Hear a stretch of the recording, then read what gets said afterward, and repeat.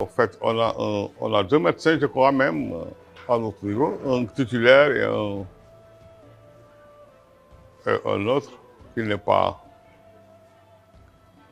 permanemment. Je crois quand même qu'il est parti en Côte d'Ivoire en stage. Mais sinon, médecin bi fi nekk actuellement c'est Moussa Lo, docteur Moussa Lo, c'est un neurologue. Moom moo ak son adjoint et quelques agents. S'il y a des titulaires, il y en avait trois. Il y avait deux femmes formées uniquement pour ça. ñetti jigéen daal lañ fi jëloon ak ñaari jigéen ak benn góor. Il y avait Madame Penn, Madame Gueye et un certain Coly, des jeunes là. C'est eux qui ont été formés à Dakar par, je crois, le professeur Farika. D'ailleurs, qui est maintenant, je crois, le directeur du centre national, hein, à l'hôpital de Dantec, et qui habite Dara d'origine. Mais c'est un professeur. Moi, il est formé, une fille. Alors, nous avons commencé dialyse avec le personnel local qui était là. Voilà, tout se passait bien. On allait prendre chaque semaine nos trois séances par semaine. Et voilà, c'est une rotation. Maintenant, les machines sont tombées en panne parce que l'eau, le servait de travail, il faut polluer, il faut avoir une belle qui vous nekk ci machine ci ndox bi. Alors, on est resté quelques deux séances sans dialyse. Alors, ils ont trouvé pour eux une solution pour évacuer tous les personnels malades, tous les patients au niveau de Diourbel. Alors, ils allaient le matin, ils dem suba, bu subaa ñu dem foofu ci Diourbel avec le personnel qualifié, ñu dem foofu. Vous savez que Louga à Diourbel, ça fait au moins 300 km, hein? 300 km, parce que Louga, Touba, ça fait 100 km. Alors, Diourbel, Touba, Diourbel, 80, je crois. Bon, voilà, aller-retour dans la même journée. Nga di dem, def sa dialyse. Te boo eggee Diourbel aussi, il faut attendre encore 4 heures de temps. Au maximum, ou 3 heures au minimum. Parce que les gens de Diourbel, il y en a peut-être que la maladie n'est pas tellement vaste là-bas. Mais Touba am na centre dialyse. Alors, boo defee 3 heures d'attente, nga soog a dugg avec le personnel qui est avec nous, le personnel locatoire, ñoom ñoo lay defal sa kii. noonu lañ dundee période boobu. loolu. noonu lañ ko dundee. Mais fatigué, man, je n'ai fait qu'une seule fois, ben la ko def.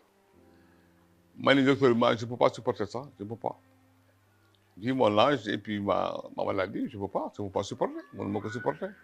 Il faut trouver une solution. Moi, xam nga, par exemple, en fait, dialyse bi, il y a le privé qui est là-dedans. Les gens, c'est mielleux, hein? Une séance à 65 000, 60 000 francs. Ça, c'est ma déduction, hein? Pour les gens qui ne voulaient pas en partir, peut-être, et qui ont les moyens, par exemple, d'aller dans le privé, ils n'ont qu'à y aller pour faire leur séance. Pour les gens qui n'ont pas le moyen, ils n'ont qu'à suivre alors le personnel de l'hôpital pour aller à Diourbel faire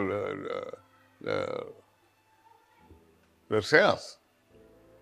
Alors, moi, j'ai fait une seule fois. Pour me retourner, alors, je me suis pas senti bien. Alors, maladie, toc, s'il y a un autre lieu pour def ko daal, mu ma gënal, mais man ma dem Diourbel dem aller-retour ñëw mun ma ko parce que c'est malgré facile. risques yi ci nekk. Ah risque yi de wala du am xam nga moom su fekkente ni le gars qui est les médecins les infirmiers ou autres qui sont sur place pour te faire la séance moom y a pas de problème mais dafa metti c'est-à-dire que la durée du voyage l'attente les séances etc. Quand je suis allé pour la première fois quand je suis revenu ici il faisait presque 1 heure passée hein, du matin alors man daal ma ni ko mënuma bon y a un patient qui habitait Ndande qui est à Dakar mais il préfère revenir à Louga pour dem ay Diourbel yooyu man quoi il faut que son poste ça nga jox ma place am moom ma dem man à Louga à Dakar je n'ai pas de problème alors voilà il me l'a accordé il a mis une correspondance à mon jox ma jox ko le major de hangar là l'ancien aéroport c'est là-bas où se loge la structure alors ma dem fa waaye ils me font peur Sénégal ils m'ont fait poireauter pendant des heures pour en fin de compte me prendre et pourtant on avait mis une bonne correspondance comme quoi j'ai remplacé un autre qui devait revenir à Louga voilà et j'ai repris j'ai def naa fa quelques séances je crois 3 ou 2 mais ça a tourné mal après oh oui ça a tourné mal après parce que en fait doo xam nga à Louga fii ku nekk xam nga le personnel qui est à Louga da ngay xam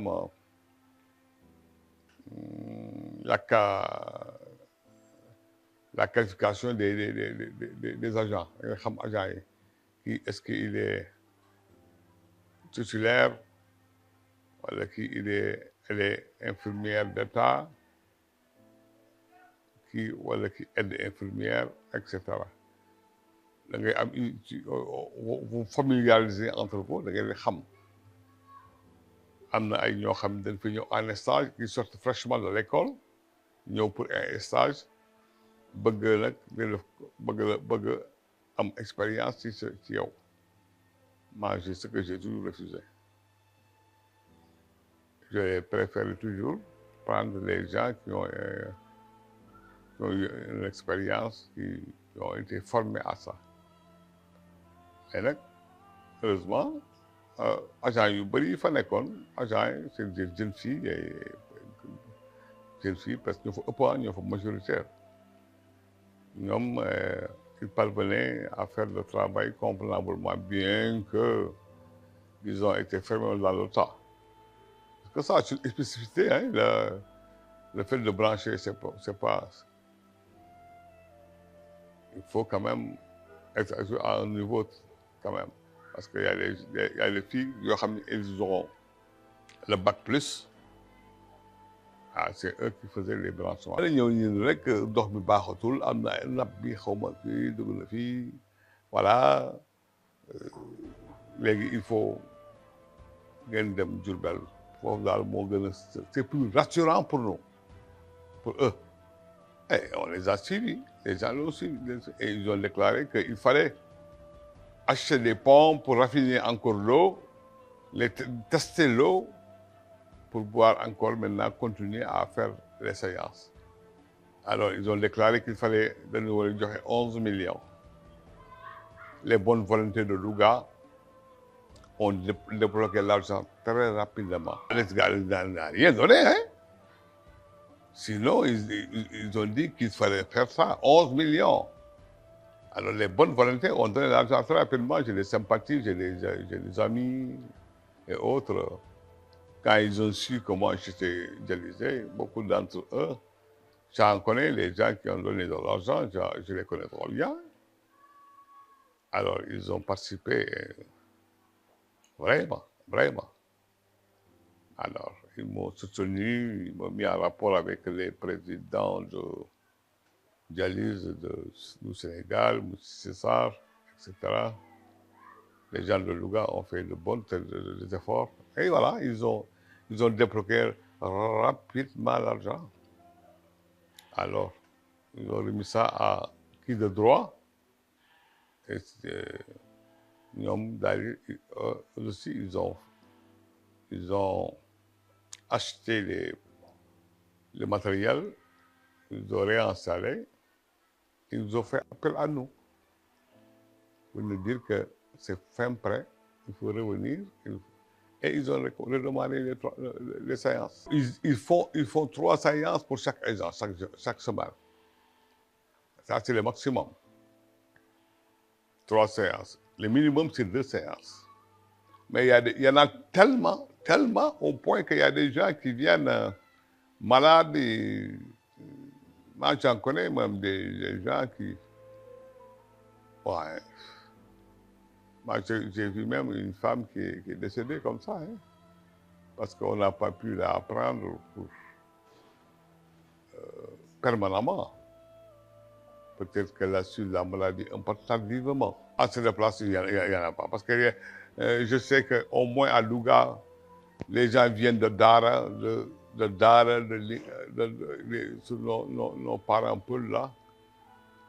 Ils venaient de Dara, ils venaient de Kébémer, de Nan, de Saint-Louis même.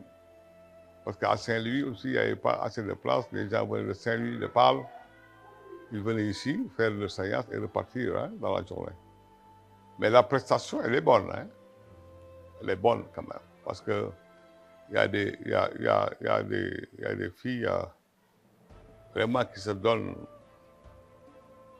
à merveille pour satisfaire. Mais la gratuité, ah non. Parce que dañuy toog chaque mois ñuy wax ay voilà tu dois faire telle analyse. ñu daal di lay defloo analyse yaay fay de ta poche. Ah gratuité kay bu amoon du ñu fayloo ay analyse non wala am entendement. Ah kay bu fekkente ni l'État prend tout en charge, l'État daal prend la séance de dialyse. Point barre.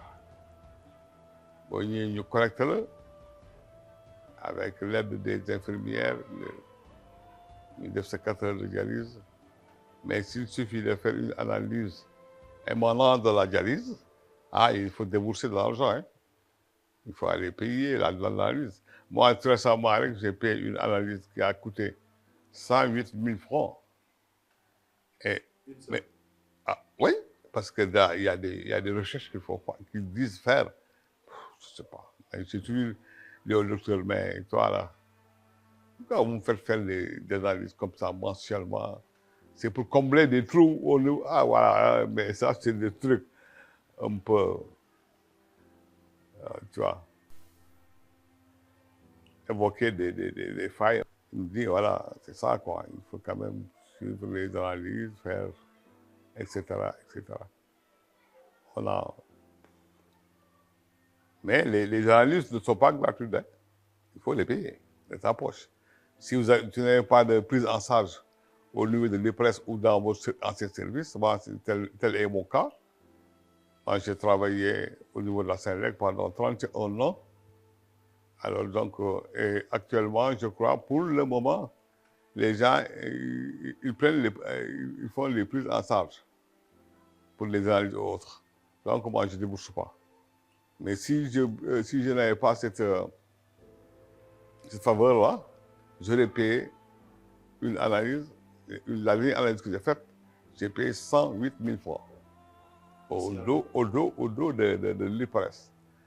Moi, j'ai une carte de santé qui me permet de payer mes médicaments au niveau des pharmacies. Ça, c'est un acquis que les gens de la Sénélec ont pu avoir. Les acquis. Tu sais, le diabète, ça, le truc, cette maladie-là ronge un peu partout dans l'organisme, hein?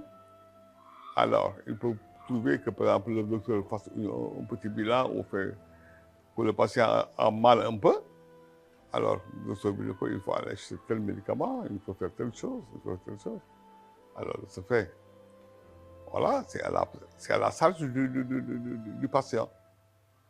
Ce qui veut dire que maintenant, ce qui est gratuit, c'est la séance de dialyse tout court, point barre. même si boo def kate xaw ma kate la xaw ma kate beneen style de dialyse la bon on te pique ici au niveau de la jambe et on place un truc boo ñëwee alors ñu defal la séance bi mais da ngay jënd col bi ngay lay collé te affaire bi da nga ko jënd tu payes ça ah bon tu payes ça. nga jàpp ne loolu normal ah mu normal la tamit sëñ bi kooku mu normal man pour man comme que ñoom président nee na Macky bi fi jógee moom nee na woon il a pris en charge les dialysés du Sénégal voilà la situation les analyses se payent li ma mën a wax daal mooy man li may vivre xam naa ne daal y a le privé qui est à côté s'il y a des problèmes soo mënul ñoom xaar wala tu as peur un peu de ta santé tu vas aller au privé tu payes 65 000 francs par séance. À Dakar, à Thiès peut-être, à Saint-Louis c'est plein alors donc à Louga fii bu fekkente ni mën loo aussi nga dem peut-être ñu yóbbu la Diourbel à leur frais de transport tout net yaay jël sa lekk boo fekkee la nga lekk yaay daan yaay sa daan ñu defal la foofu mais xam nga Sénégal ay deal dong la Sénégal ñu noonu en tout cas les privés qui sont là bu doon sañ leen tey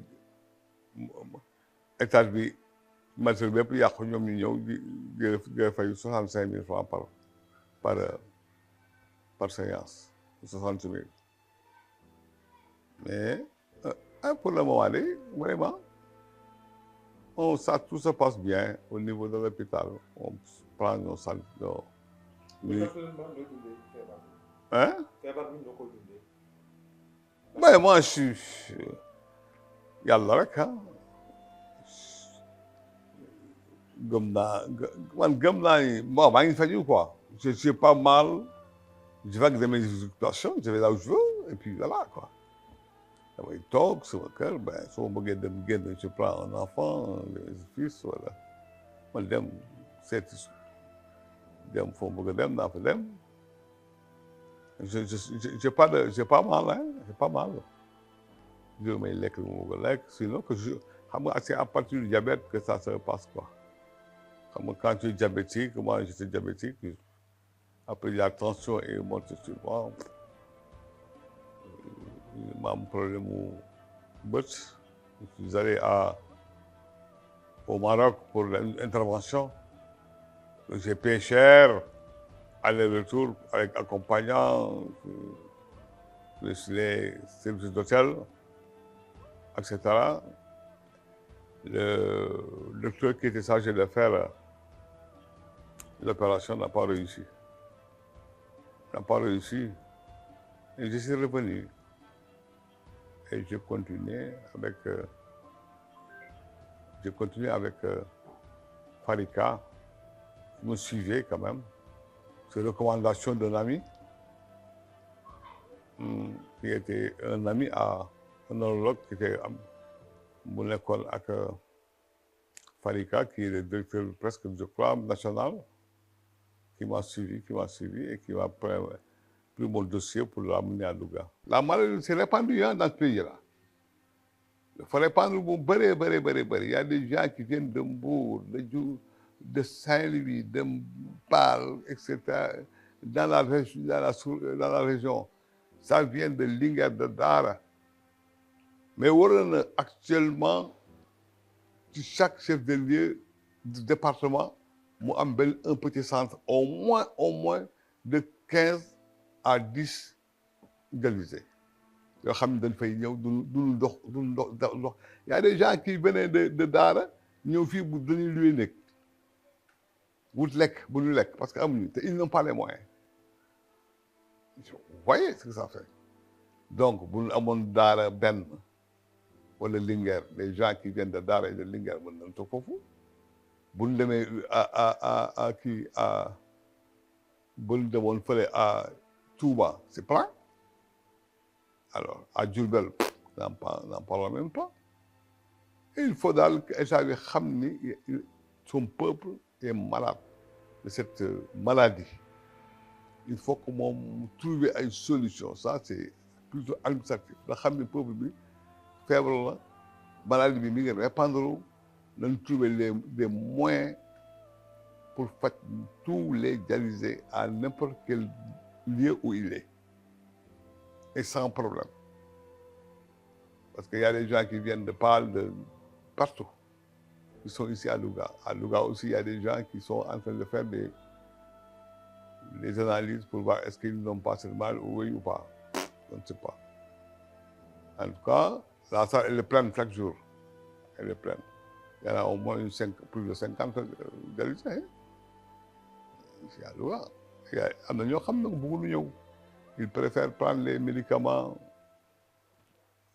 kii la wolof la c'est pas wóorul daal moom daal affaire baa ngi ci kanamu état bi daal moo ko war a mën a régler très rapidement pour que kii yëpp agrandir centre bi def ko ay cabines même s'il le faut comme à Dakar au hangar il y a des cabines mais da ngay waaru la santé au Sénégal ça marche pas du tout parce que moi j'avais un pistule mais c'est un infirmier qui a dérangé.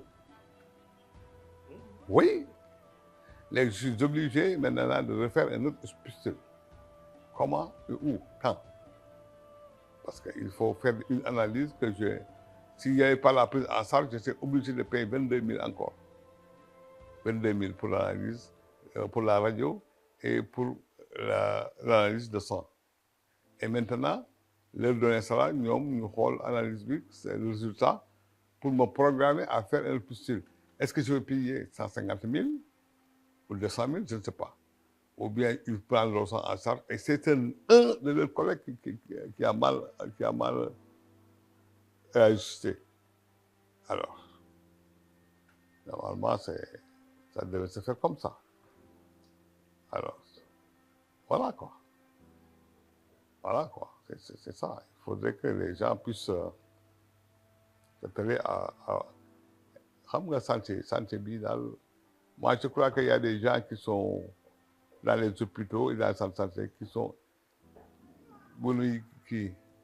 comment vous dire encore leen di indi foofu. Man j'ai vu au hangar un bagagiste arrêter un pistule. Il porte les gants ñëw bu affaire bi sonné ba ñëw mu ñëw jël affaire bi def col bi bés taxaw kii la il n'a pas ce droit. ñoom infirmières yeeg agent santé yooyu da ngay waaru de da ngay waaru te centre bi nekk fii aussi au niveau de Louga il y a que 3 titulaires. Astafirullah, à part le docteur et le major, il n'y avait que 3 agents titulaires qui ont été formés à Dakar et qui sont affectés ici à Louga. Il y avait deux dames et un monsieur, un colis. Après tout le reste qui est là-bas, c'est les gens qui viennent fraîchement des écoles qui sont en train de faire un stage au niveau de la structure. Ils ne sont ni embauchés, ni en CDD, ni en CDI. Alors, c'est des prestataires qui sont là, qui se donnent pour trouver un emploi au niveau de l'hôpital. Ils ne sont pas du tout embauchés. Et là, il m'est arrivé de temps en temps, il y a un prestataire qui bëgg ma man ko non, ne me touchez pas, monsieur, je vous en prie, ne me touchez pas. Mais non, kii yàgg na fi mun na affaire yi ma leen non. Mais le mari est tombé sur moi quand je suis allé à Dakar. Benn femme ñëw et piqué ma, ça fait mal. Ma ne ko mais toi là, est-ce que toi tu es infirmière? Elle me dit oui, je suis infirmière, nous on est infirmière dialysée. Ma ne bon, comment je ne vois pas? sama palpitation bi rek tëf. ma ne bon peut-être xëy na ni ma piqué la quoi mais ça continue pendant 3 5 minutes. J'ai fait appel à une dame une dame est venue ma ne ko mais man sama affaire am na palpitation hein. mu daal di xool affaire bi daal di réglé waat li mooy xam nga il a mis à trop xaw ma lan c'est un terme de santé là après affaire bi daal di apaisé wu. Bon, après la séance, sur le lendemain, quand je suis allé pour faire ma séance, le pétrole est complètement foutu. Ouais. Alhamdulillah, len daal li may wax mooy nañu indil d'un personnel qualifié te ñuy def séance yi dans l'art ñu koy def ñu mën a xam ni te état bi jël en charge tout ce qui est utilisé. C'est pas seulement la séance, mais des médicaments, des analyses et tout, nous jël ko en charge. L'État peut le faire, l'État a les moyens de faire ça. Mais dañuy wax décentralisation, les hôpitaux sont autonomes. Si analyse yi ñu def au niveau de l'hôpital, si dañuy jël di def seen personnel di ko fay, un pléthore de personnel qui est à l'hôpital qui ne fout rien là-bas. C'est ni des médecins, ni des infirmiers, c'est rien d'un personnel subalterne qui se permettent de temps en temps même d'aller dans les centres pour faire des prestations. Vous vous rendez compte? Alors, je crois qu'il faut un personnel qualifié et qu'on les paye, qu'on les recrute. Ñuy def seen liggéey bu baax. Certes sax une grande partie le font bien, mais nous recruter personnel bi. Le personnel a besoin d'un personnel, les patients ont besoin d'un personnel très qualifié pour ñu faju te état bi jël en charge avec le nouveau président là mu yokk tripler ou quadrupler même le budget de la santé. Kuy dem kenn mënul faj nag te loo fay ça c'est pas possible. C'est dans tous les pays du monde, pays développés sax la nga fay. Mais à moindre coût. Et puis surtout les gens qui n'ont pas les moyens. Moi, je peux me permettre de prendre ma carte de santé et payer quelques prestations, ou acheter des médicaments au niveau de la pharmacie, ou aller à l'union de presse prendre la charge. Mais tout le monde ne pouvait pas avoir ça. Les travailleurs là sont trop petits. Sont petits,